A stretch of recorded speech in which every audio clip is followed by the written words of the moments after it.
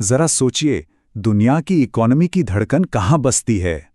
किसी बड़े शहर जैसे न्यूयॉर्क या बीजिंग में नहीं, बल्कि अक्सर पानी की एक पतली सी, मुश्किल से दिखने वाली पट्टी में।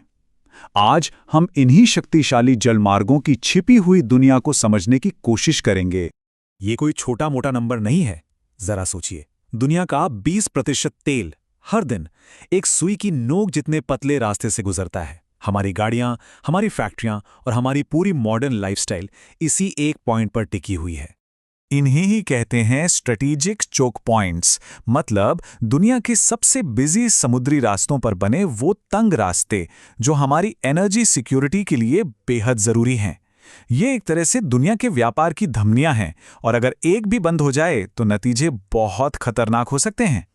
और वो चोक पॉइंट जहां से वो 20% तेल गुजरता है, वो है स्ट्रेट ऑफ हॉर्मुज़, ओमान और ईरान के बीच।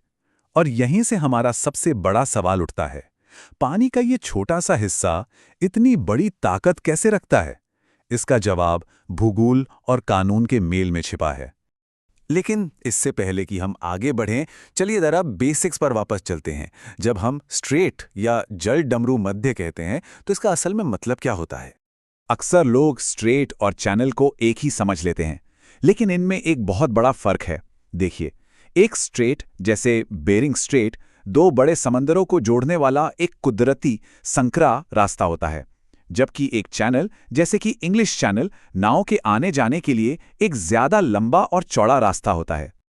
अब जब कोई स्ट्रेट ग्लोबल ट्रेड के लिए एक मेन हाईवे बन जाता है, तो वो सिर्फ भूगोल का एक हिस्सा नहीं रह जाता, वो एक कानूनी अखाड़ा बन जाता है। यूनाइटेड नेशंस का एक कानून है UNCLOS, जो इसे एक इंटरनेशनल स्ट्रेट का खास दर्जा देता है। और ऐसे स्ट्रेट्स पूरी दुनिया में फैले हुए हैं। जिब्राल्टर स्ट्रेट को ले लीजिए, जो अटलांटिक को मेडिटेरेनियन से जोड़ता है, या फिर स्ट्रेट ऑफ मैगलन। ये सभी ग्लोबल ट्रेड और मिलिट्री स्ट्रैटेजी के लिए बहुत अहम है। अब जाहिर सी बात है, जब पूरी दुनिया की इकोनॉमी की लाइफलाइन दांव पर लगी हो, तो आप चीज़ों को किस्मत के भरोसे तो नहीं छोड़ सकते। इसीलिए इन रास्तों पर ट्रैफिक को कंट्रोल करने के लिए बड़े पेचीदा इंटरनेशनल कानून बनाए गए हैं, ताकि ये रास्ते हमेशा खुले और सबके लिए सेफ रहें। इन कानूनों की कहानी भी सदियों पुरानी है। इसकी शुरुआत हुई 17वीं सदी में निर्दोष पारगमन यानी इनोसेंट पैसेज के आइडिया से, और ये कहानी आगे बढ़ते बढ़ते 1982 के UNCLOS समझौते पर ख़त्म हुई, जिसने आज के मॉडर्न समुद्री कानूनों को शक्ल दी। और यहाँ एक बहुत ज़रूरी कानूनी फ़र्क समझना होगा। निर्दोष पारगमन बनाम पारगमन मार्ग। देखिए, कोई भी देश सुरक्षा कारणों से अपने आम समुद्री इलाकों में ट्रैफिक को कुछ समय के लिए रोक सकता है, लेकिन पारगमन मार्ग का अधिकार निरपेक्ष है, मतलब इसे सस्पेंड नहीं किया जा सकता। यही वो चीज़ है जो सुनिश्चित करती है कि होर्मुज जैसे अहम स्ट्रेट्स किसी एक देश की मर्जी से बंद ना किए जा सके। इन नियमों का असली मतलब समझने के लिए चलिए इतिहास में चलते हैं, एक ऐसी जगह पर जो सदियों से लड़ाइयों का सेंटर रही है, रणनीतिक रूप से महत्वपूर्ण टर्किश स्ट्रेट्स। टर्किश स्ट्रेट्स, जिसमें बॉस्फोरस और डार्डेनेल्स आते हैं, सच में बहुत यूनिक है। दुनिया में ऐसी कुछ ही जगहें हैं जहां आप एक कॉन्टिनेंट से दूसरे को देख सकते हैं, और ये उनमें से एक है, जो ब्लैक सी को मेडिटेरेनियन से जोड़ता है। इस रास्ते पर कब्जे के लिए बड़ी बड़ी सल्तनतें आपस में भिड़ गईं। रूसियों, ऑटोमन्स और यूरोप की ताकतों के बीच सदियों तक चली इस जंग को इतिहास में द स्ट्रेट्स क्वेश्चन के नाम से जाना जाता है। इस लड़ाई की विरासत खून और स्याही दोनों से लिखी गई है।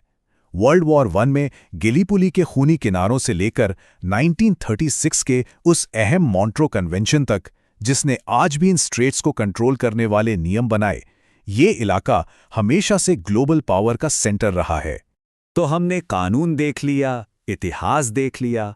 अब चलिए उस धागे को पकड़ते हैं जो इन सभी ताकतवर जगहों को एक साथ जोड़ता है, और ये सब घूम फिरकर एक बुनियादी ज्योग्राफिकल प्रिंसिपल पर आता है।